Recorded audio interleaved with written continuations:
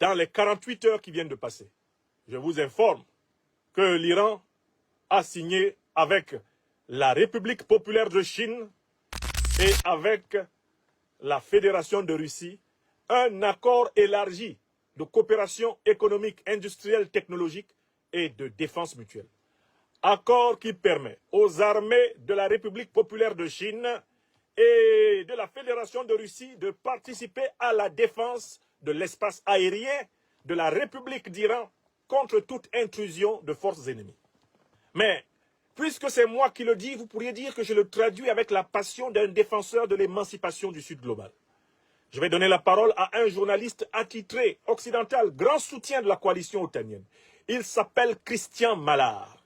Christian Mallard va nous dire avec émotion le contenu de l'accord qu'il lit désormais.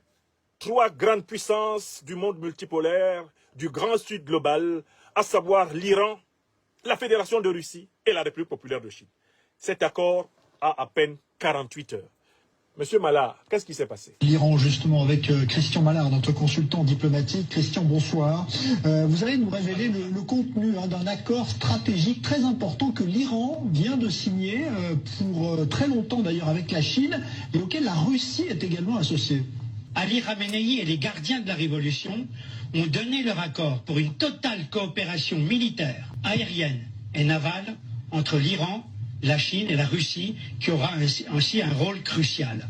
D'ici 4 mois, novembre, il est prévu que les bombardiers et avions de combat chinois et russes aient libre accès de façon illimitée aux bases aériennes iraniennes.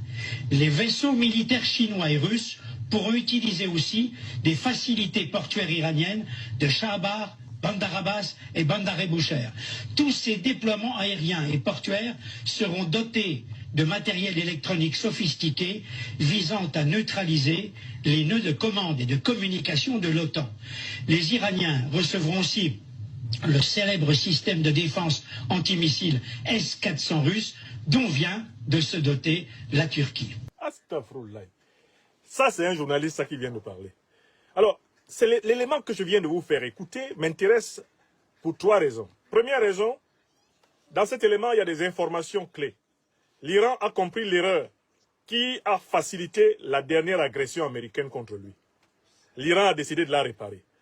Vous qui suivez les émissions de votre serviteur, est-ce que vous vous souvenez ici que je vous ai dit que si l'agression américaine contre l'Iran a eu lieu, c'est parce qu'en janvier 2025, lorsqu'il y a eu des exercices militaires conjoints entre l'Iran, la Russie et la Chine ont proposé à l'Iran de signer un accord